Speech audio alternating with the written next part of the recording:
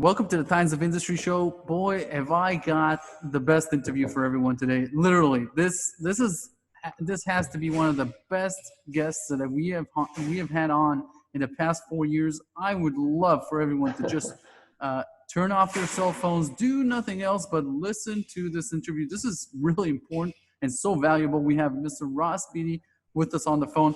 If you are in the resource sector and you do not know who Ross Beaty is, you are not in the resource sector. So, sir, pleasure to have you on. Thank you. If this is the most interesting interviewee in the last 4 years, I'm sorry for your listeners. Well, we'll see. Let's jump into it. I really want to start off with, for people who don't know your career, could you just summarize it in like 5 milestones or something that's really fast? Okay.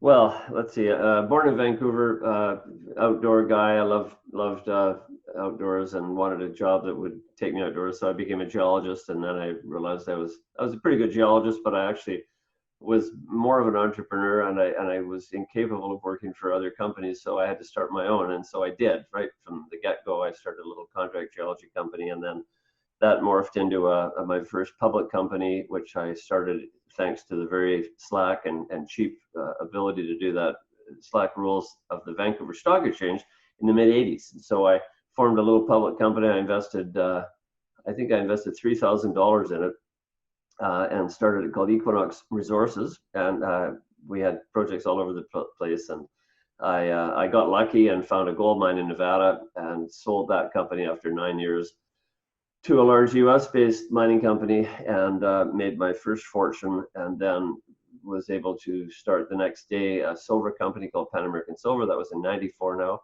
and a couple of other junior exploration companies, and then sort of after that it was just a series of companies. We had 6 companies in the copper business, and then in the first decade of the 2000, from 2003 to 2014, those were all sold. A bunch of other exploration companies I founded were sold, and then I started a renewable energy company in 2008 that was sold 2 years ago. When I sold that one, I started my last company, which is a gold company called Equinox Gold. And today, my universe of kind of companies that I'm involved in as a developer, you could say, includes Pan American Silver still, which is now the world's preeminent silver mining company. It's a big company now with 12 operating mines. 12 operating mines in 6 countries, 12,000 employees. I mean, it's a big blue chip company. It's about an $8 billion market cap, Canadian market cap company. Equinox Gold has done really well in the last couple of years. It's now about a $3 billion market cap, I think. And then I have 2 exploration companies in Ecuador. One is called Lumina Gold. One is called Luminex Resources. They're also doing well. They're solid, great speculations. And then the renewable energy company that even though I sold it 2 years ago or 2.5 years ago, I actually didn't really sell it. I merged it with a large Montreal-based company called Intergex. And that company is alive and thriving today, and I'm on the board. I'm the second largest shareholder of that company, and very proud of what we're doing. So I'm still in the game of renewable energy, but more indirectly than directly. So that's my world. It's been a great run. I've had, I think, 15 companies. It's been a lot of fun, and a lot of shareholders have helped me, and great management teams all the way through. So it's been a great journey. Quite frankly, I'm at the end of it now. This is my last company, Equinox Gold, and it's time to turn over the business and let other guys younger than me to take the reins and see where they go. Pass the baton along. Can I ask you, during that time that you were building these companies, what would you say was the hardest obstacle for you? Was it, in fact, the cycle itself? In other words, something that all CEOs have to deal with? So I assume there wasn't, because some CEOs succeed, some CEOs don't. What really are the defining characteristics for people who succeed in this resource business? Because there are not a lot of them. Yeah, it's always puzzled me, quite frankly, because it seems to be, at least to me, it's been relatively easy. I don't say that I don't say that without a lot of thought, because it doesn't seem to be easy for a lot of others. And so there's something that, you know, I have to say I've been exceptionally lucky, and I think that's the one thing that has helped me. Lucky in many ways. Lucky in where I was born, where I was brought up, how I was brought up, the values I've had, my love of travel that has informed so much of what I've done. I've had great universities. I've had 3 degrees from 2 different universities, good education. You know, I've been lucky. I didn't live through a COVID nightmare like we've had in the last few months, like ever in my career. No wars, no depressions. I have embraced the reality of our business, the resource business, which is that it is cyclical. So there are times to build and there are times to sell. There are times to sell shares, and there are times to try to do joint ventures and use other people's money, other companies' money. And so I've you know, I think if you ask the ingredients of a successful entrepreneur, there is somewhat of a difference between a good entrepreneur and a good CEO, by the way. They're not always the same person. But when you start companies from nothing, you basically are an entrepreneur, and some work and some don't. So the abiding characteristics of good entrepreneurs, I think, are that they're very driven people. They get up in the morning early, they go to bed late at night, they work hard, they pick up the phone and make calls, they don't wait for the phone to ring. They have drive and motivation, and they have somehow just something that's burning in them that makes them want to build things and do things. And not everyone has that. I think you know, a certain group of people do, and those are the ones who are going to be entrepreneurs. So that's the first ingredient. You need to have that drive. You don't necessarily need to be more intelligent than anybody else, but you need to have that energy and that sort of focus. You also need to be a good salesman. You need to be able to sell dreams, because that's what you're doing when you're starting companies. You're somehow parting investors with their money by convincing them that they're going to make, you know, some multiple of what they invest in you and in your dreams themselves, and share that success. If you can't make that case, then you're not going to get their money. So you have to be kind of a salesman too. And I think, you know, in a certain sense, you also have to be very, you know, I mean, most entrepreneurs actually do have a kind of a box of characteristics, kind of like the classic narcissist box that say a Trump has.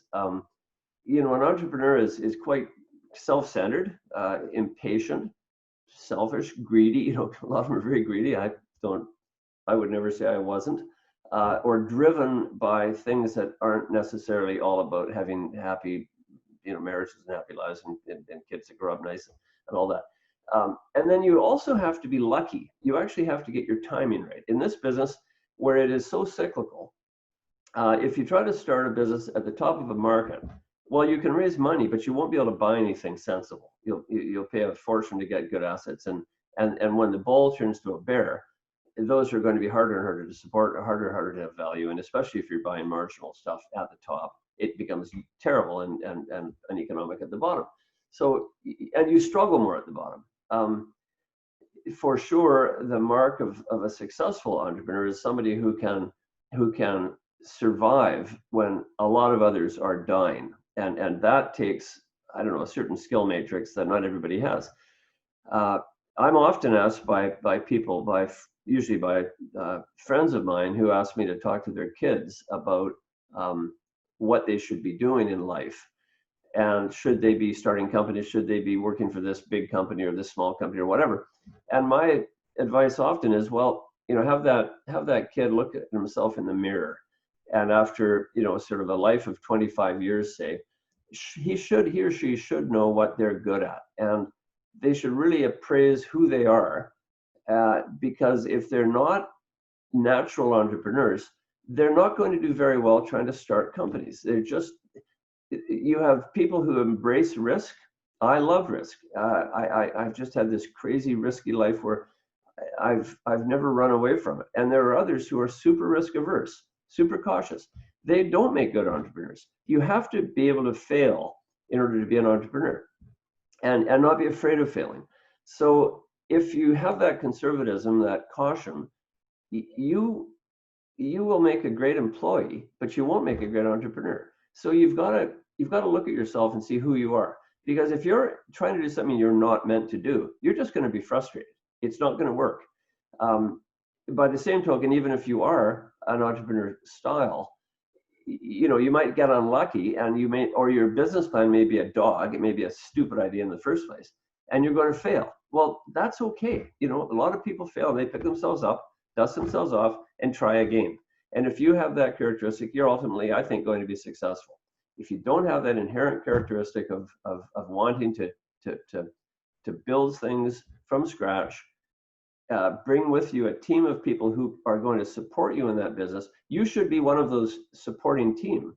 Because every good entrepreneur, and certainly applies to me, I couldn't have done anything without a great team of people who were people like I'm referring to, who were just good, solid, engineers, geologists, accountants, lawyers, all these support team that I've relied on to make me look good. Actually, they've done most of the work. I've just been lucky enough to come up with the idea, put in some finance, sell the dreams, do that kind of promotion. But for any company to be successful, it really has to be a team effort. And you need those other strong players in your business, or you're not going to be able to do anything. And so it's really success in this game is very much a team effort. I would say most entrepreneurs aren't that good at dealing with people. But I've been lucky in having people who work with me who are good with people, and they've put sort of teams together that we've all kind of worked well within a team environment. I certainly couldn't have done it all myself, and I think that's the case with any good entrepreneur. Those are a few thoughts anyway. So Ross, what this reminds me a lot is when you read Andrew Carnegie, the first resource billionaire, the richest man in America in the turn of the century. He took steel from 140 to I think $7 a pound or whatever they measure it, and they asked him, you have no technical knowledge. This guy Charles Schwab was his guy, etc. And he said, look, when you have 12 people in that room, the engineers and the geologists, and everyone's screaming at each other to where this company should be, I'm in there herding cats. I'm the guy that they all rely on for the decision making, etc. And that's why I'm the richest man in the world, and not because I'm the best geologist or the best technical. And I know how to take the team and the business forward. So I think a lot of what you said resonates with that story about Carnegie. Go ahead. You were saying something? I'm sorry.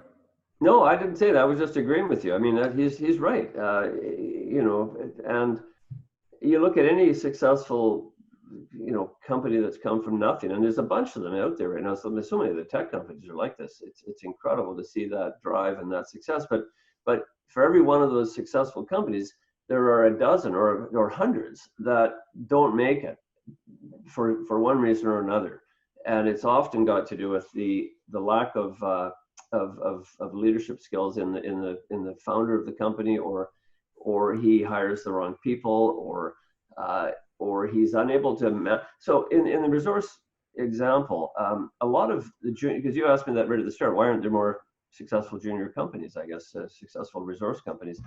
I think not enough people who start these companies think long term. They think very short term. They're trying to get some money, sell some shares, make some money, and then they blow it. They don't think about the fact that they're going to need to raise more money a year from now, and they've got to reward their investors if they blow it on overhead and fancy cars and salaries and things like that. They're not going to have anything that actually goes into the ground that looks for deposits. And at the end of that, they're going to have nothing to show their investors. They're not going to get funded again. They just aren't thinking long term, or they're trying to have the stock go up quickly, make some money on the stock, sell some options or whatever, and then the stock will crater, and they're basically making their future unviable.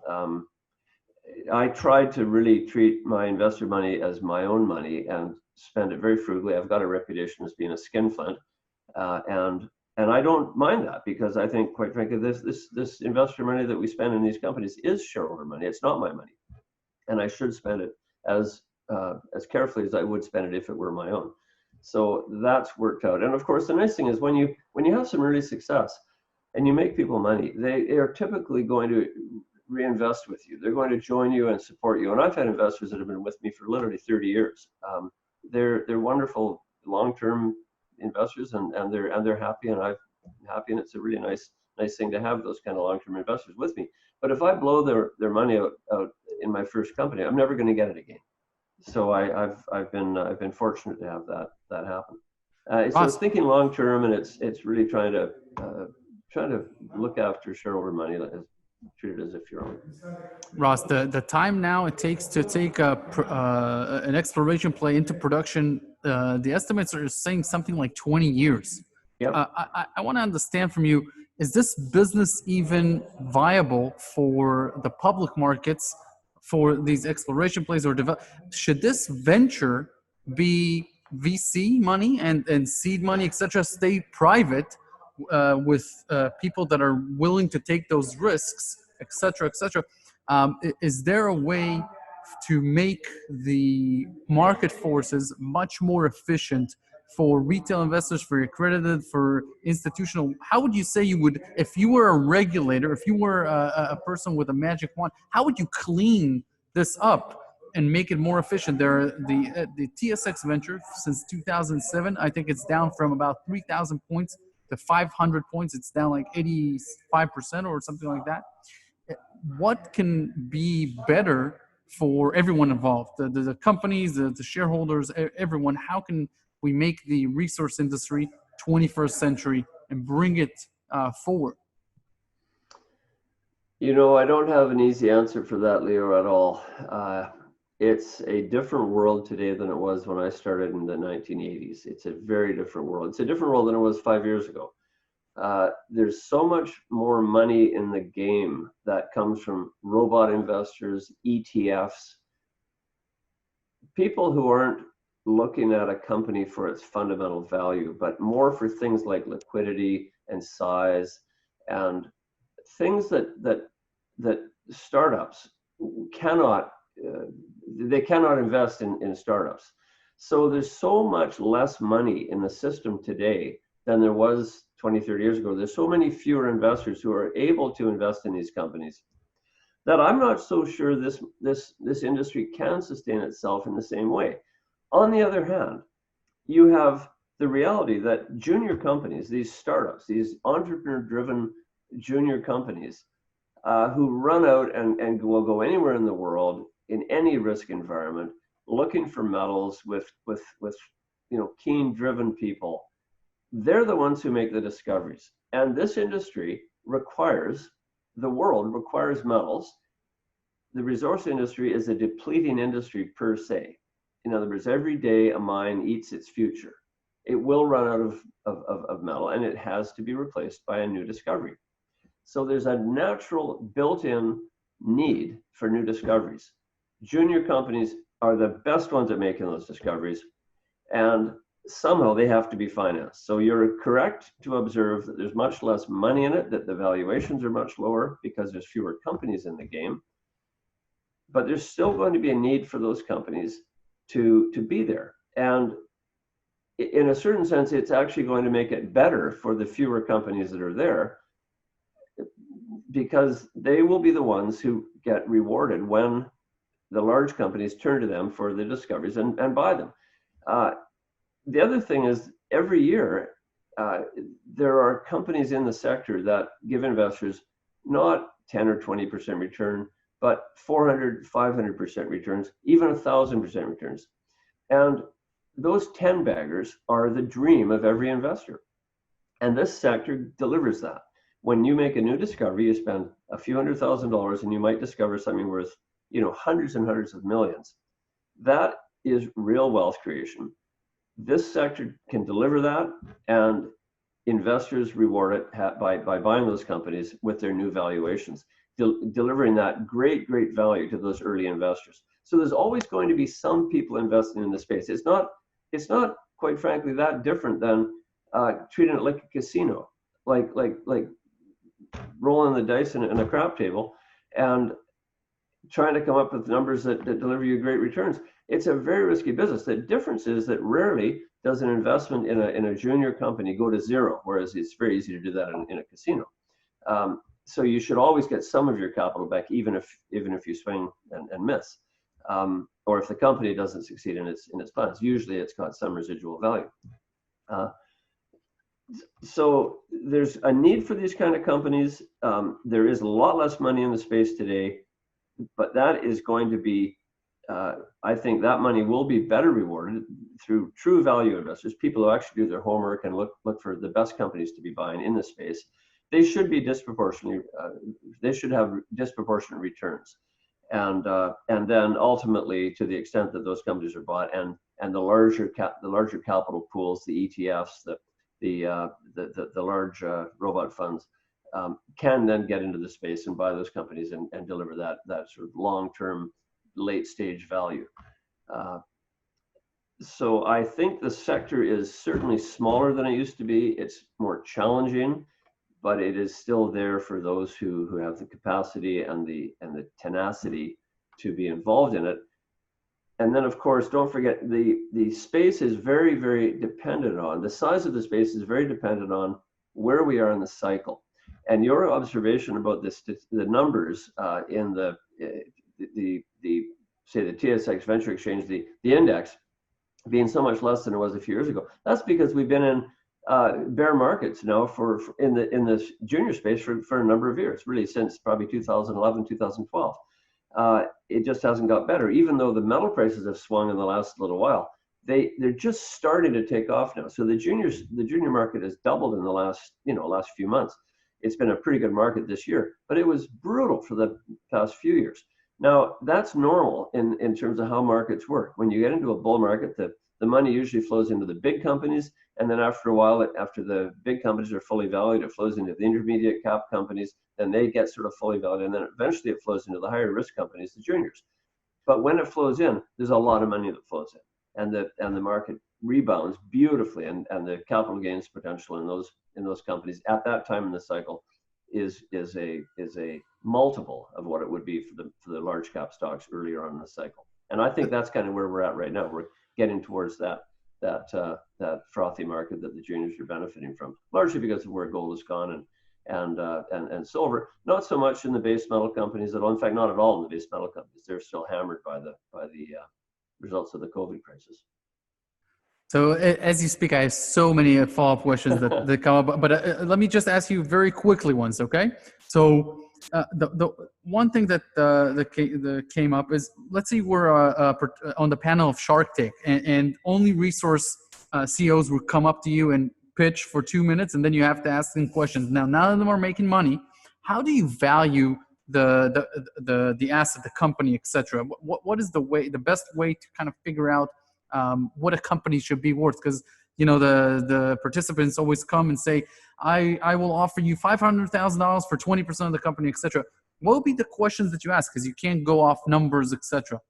Yeah, you can't do that in 2 minutes. I'm sorry, you just can't do that. Not in the resource game. You need to know a lot more. You need to know the very first thing is, of course, what project have you got? What's the actual deposit? What metal? Every metal's different. Markets for each metal are different. I wouldn't look at a thermal coal property if you paid me to right now. They're worthless. It doesn't matter where they are. Doesn't matter how good they are. If they're in production, they're generating some money, but ultimately they're going to be worthless because that business is going to be gone soon. If it's iron ore, it's another thing. If it's copper, it's another thing. If it's gold, it's another thing. So you have to look at the deposit, how big it is. Size matters. Big projects make big money. Little ones make little money. The commodity, of course, as I said, where it is. Different countries have different risk envelopes. Some are good, some are bad. I wouldn't invest in Russia. I would invest only very cautiously in, say, Democratic Republic of Congo or many other parts of Africa. So where it is important. Who's running the company is very, very important. Management team is super important. You've got good management teams and crappy management teams. I would look at the balance sheet, see if they've got enough cash to do what they say they want to do, or if they have overly ambitious plans that aren't supported by a proper cash position. I would look at the track record of the entrepreneurs, the track record of the promoters, look at the board of directors. All of those things are important. good people make a big difference between an asset that is the same, either making it work or making it fail. I would look at the structure of the company, the capital market, the capital structure of the company, how many shares they have outstanding, how many warrants, how many times they've issued shares, to whom, who owns the company. If management owns a lot of stock, that's a good thing. If they don't own any, that's a bad thing. So there's a lot of things I would have to look at. Now I can do that fairly quickly. I could do that in maybe half an hour, looking at a website of a company that's got decent amount of information, and I can come to some kind of a general view of things. For me personally, I really can't make a big investment in a company unless I've sort of seen it with my own eyes. I just get so much more out of looking at the overall picture of the viability of a deposit.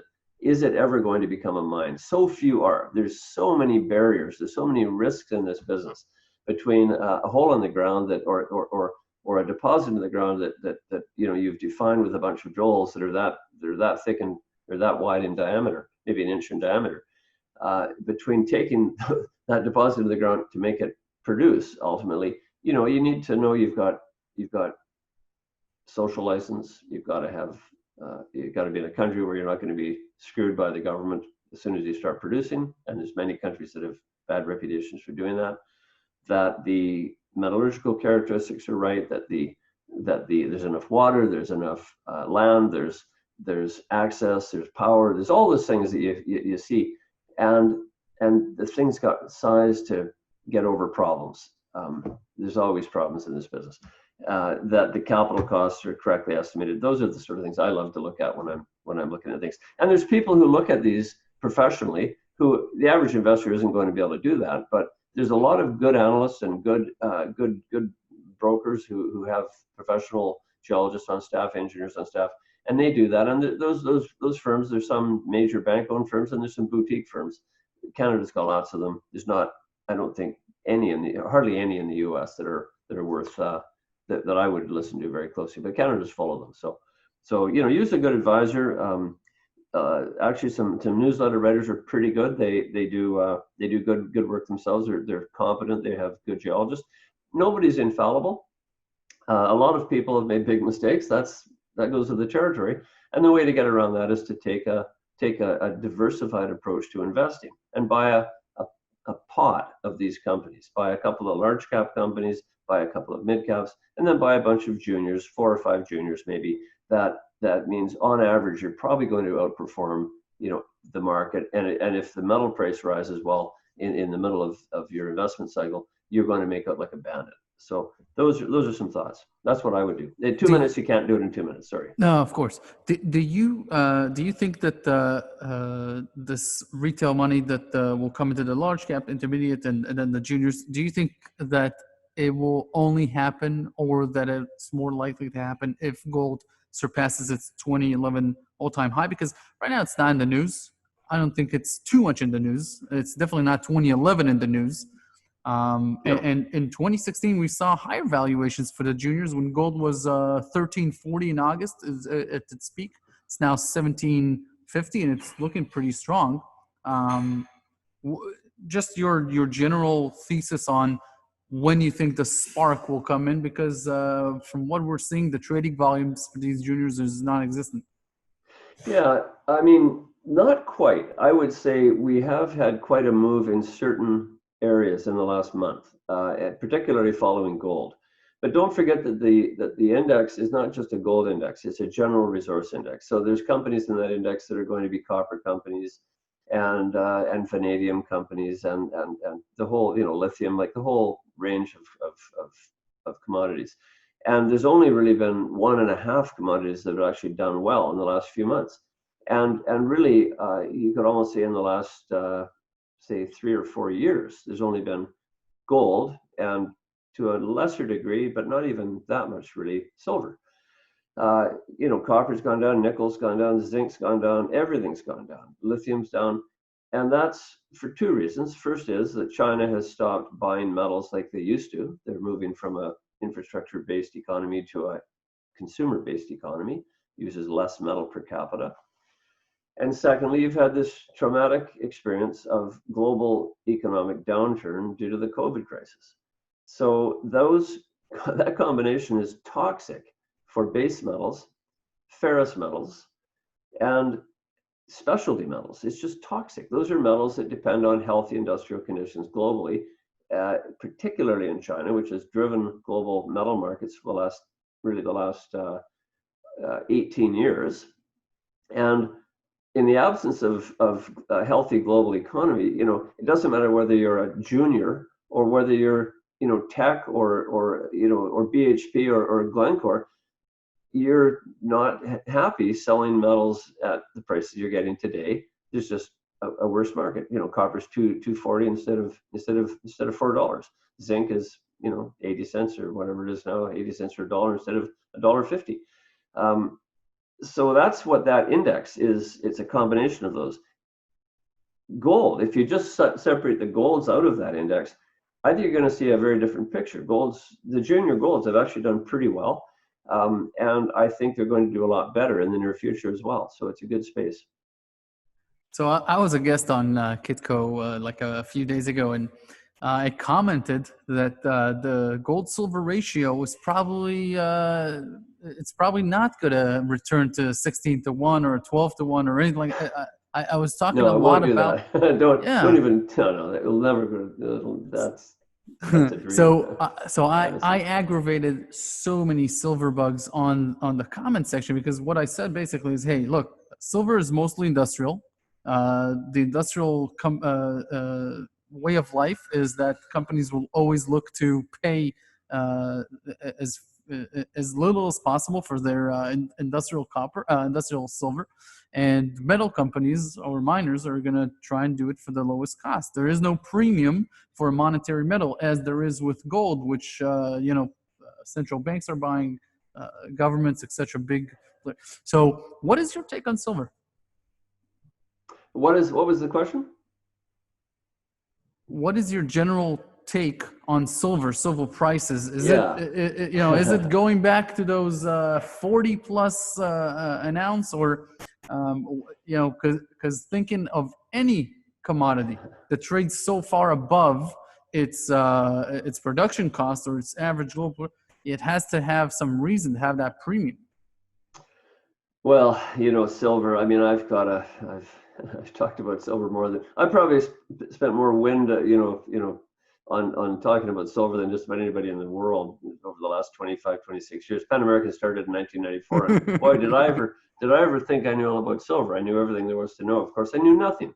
And I confidently predicted silver was trading for $5 an ounce in 1994 when I started Pan American. And I confidently predicted it would be over $10 by the end of the decade. And I was, my conviction was really based on colossal ignorance. What happened, of course, was that Pan American did well because we were very energetic and went acquiring silver properties all over the world like a drunken sailor. But that we were completely wrong, or I was completely wrong on the silver price, because I thought it'd be over $10. It turns out to be at the end of the 1990s, it was lower than it was in 1994 when I started Pan American. It was like $4 an ounce, it was a record low in real terms. So even though we got the metal price wrong, we actually built a pretty good company. We almost went bankrupt in 2000 and right at the end of 2001, 2002, when silver hit its nadir. And luckily, we had Bill Gates as a shareholder. We raised a bit of money and survived another 6 months. And then in 2002, the silver price took off, and from $4.03 at the bottom, it went to almost $50 an ounce by 2011. And our stock went from $3 to nearly $50 an ounce, $50 a share. I mean, it was a glorious run. And it saved us, and we haven't looked back. We haven't raised equity for probably 12 or 13 years now, and don't expect to. The company's in great shape. It's the best silver company in the world now. So I've talked to a lot of investors about silver for a lot of times, and I'm less ignorant today, and therefore less optimistic that I really know what's going on. But certainly, just that was a bit of a windy introduction. To cut it short. No, silver is both. It's a schizophrenic metal. It doesn't know what it is. One day it's industrial, one day it's precious. It's both. Silver has more applications than any other metal in the metal spectrum. It's an incredibly widely used, indispensable metal. And it does have many, many industrial applications. The largest one, by the way, right now is something that didn't even exist 10 years ago. Its largest application is in photovoltaic cells for the solar industry. So it's a wonderful metal, and really it does get affected by the winds that are blowing on the global economic picture, as well as the global, money alternative, or not even alternative, the global push towards silver as a true precious metal, store of value, like gold. And in that, it is absolutely alive and well today. There's a lot of silver being bought by investors as metal. The big moves in silver are made on investment demand. There's no question about it. The big moves in like the late 70s, 100% when silver went to a record high after the Hunt brothers tried to corner it, absolutely it was driven by investment demand. Then another big run in the late 90s, another big run in 2009 to 2011. We're having another run. We're starting another run right now. I think you're going to see silver do pretty well, following on the coattails of gold, because I'm very optimistic that gold fundamentals are fabulous right now for the acquisition of gold as money by people who want an alternative to stocks and bonds, and to get out of the fiat currencies, which are being debased every single day now. So the fundamental picture for gold is fabulous by association. Silver is poor man's gold. It has followed gold as an investment vehicle. And I disagree that it is completely industrial demand right now, but it is buffered. And it is either buffered or enhanced by what's going on in the world economy. And the fact is, for the last 3 years, ever since China stopped consuming metals for their industrial applications the way they were, of all kinds, copper, zinc, you name it, it also it decreased its consumption of silver. And in this COVID crisis, the consumption of silver for industrial applications is falling off a cliff, like every other metal. So definitely silver has not done as well as gold, and you've seen that in the gold-silver ratio. It went from, it was trotting along for many, many years at around 55, 60 to 1. The days of 60 to 1 are long gone, but 55 to 1 in that range for quite a long time, maybe 20 years. And then it started to separate the same way as oil and gas are no longer connected at the hip. And that's sensible because they're different metals. They trade and they have different demand cycles, different supply realities. But I can make a very bullish case for silver if you tell me what's going to happen to industrial demand pickup. One scenario, a very viable scenario, is that in fact all this quantitative easing and juicing of world economies by every country under the sun is going to flood the market with enough liquidity to get markets going again, to get industrial production going again. And if that happens, we get back to a kind of a frothy, particularly in an inflationary world, silver is going to be in more demand industrially. It's going to be in more demand as a monetary metal. And the combination of those is going to see silver vastly outperform gold. So you will see that ratio go from 110 to 1, where it is around now, or 100 to 1, say, back towards 55 to 1. The fact is, there's nothing whatsoever that is meaningful about that gold-silver ratio. There's no reason it should be at any level particularly, because those metals are quite different. And if you have good markets for gold and lousy markets for, say, copper and nickel, silver will underperform gold. That's kind of what's going to happen. It's in the middle. It's one of those strange little metals that doesn't know where it is particularly. That was a long-winded answer of a simple question. I want to ask you, did you ever meet with Bill Gates and pitch Pan American? How did you pitch Pan American? How do you pitch a silver company to Bill Gates? That's very interesting, because obviously we all know that Warren Buffett got into silver around that time as well. Yeah. No, I mean, it had nothing to do with that. It was Bill Gates has a fund manager who liked silver and gold. He liked precious metals, and his simple question to me was, why should I buy an equity rather than the metal? And I said, well, the reason you buy an equity is that if you are bullish on the metal, and the only reason you buy a precious metal, either metal or equity, is if you are bullish on the metal. Otherwise, you're not going to buy it, because everything goes down. When the tide goes out, you lose money. So if you're bullish on the metal, you should buy the equities, because they have better leverage. They outperform. They're also riskier, so that you can't sleep at night quite as much as if you have 1,000 ounces of gold under your pillow. but if the company performs as expected, it will outperform the metal. If silver goes up 10%, a silver-based equity would go up 50% or 60% or even 100%, because that extra revenue, if it's a producer, is all bottom line revenue. But the opposite happens too. If the silver base goes down, that equity is going to be crushed and certainly outperform on the downside the price of the metal. So that was his only question, and I had to convince him that we were building a great company in Pan American Silver, and we had our eye on the ball. We were completely focused. We had a good team, and you do all that stuff as an investment thesis. And he bought 10% of Pan American, not Gates, but Gates's money, his investment vehicle called Cascade Investments. And actually, the fund manager liked us so much, and he liked the story so much, he was kind of happy to do it. He joined our board, and he was on our board for I think the better part of 10 years. Michael Larson, great guy, wonderful board member, and Bill Gates. And then he sold his stock, made out like a bandit, and moved on to other things. That's how the world works. Interesting. Lastly, I want to ask you, companies that you're not involved with at all. What are some companies that as it pertains to today, May 28th, this can all be irrelevant May 29th, but May 28th, what are some companies that you're looking at, you're interested in, and what spaces, in your opinion, if you were now asked, Ross, you need to start a new company from scratch, which metal, which commodity would be it has to be this one? Yeah. Well, I'm mainly a developer, as you know, and the companies that I'm active in are, my Intergex, the renewable energy company, obviously Pan American Silver. I'm still chair of the board. I'm not active in management, but I'm very proud of the company, and I talk to the CEO almost every day. Equinox Gold, even more active, because that's my current little baby, and it's my last company, so I want to make it a really huge success. And that's we've had a pretty good run so far, so I'm pretty happy about what's going on. They're a great management team. We just announced yesterday we had $480 million, I think, in cash right now, US.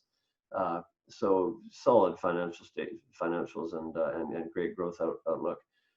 I've got two juniors that I'm working with quite actively, part of our Lumina team. One is called Lumina Gold. It's an Ecuador gold play, big gold resource. We're going to try to sell Lumina this year to a major company, and we're kind of dressing it up for sale now.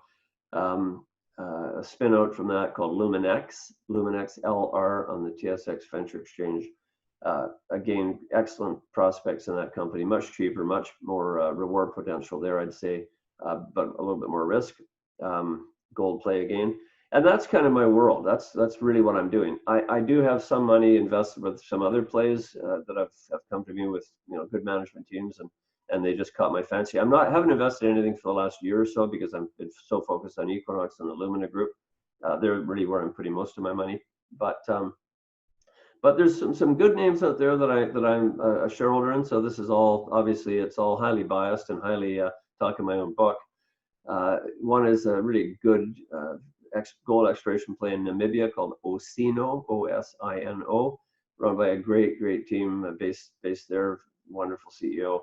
Another one, Orion. It's a great Peruvian gold exploration play. Ivan Babak is the CEO. He's a super guy.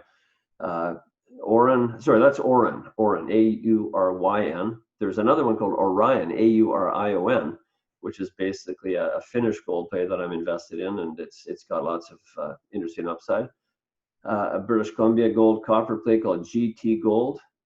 Those are some names. I mean, I could just go on and on. I don't have a huge investment book, but those are some of them in it. And I've made most of my money in my own deals over my career, and that's really where I like to spend both my money and my time.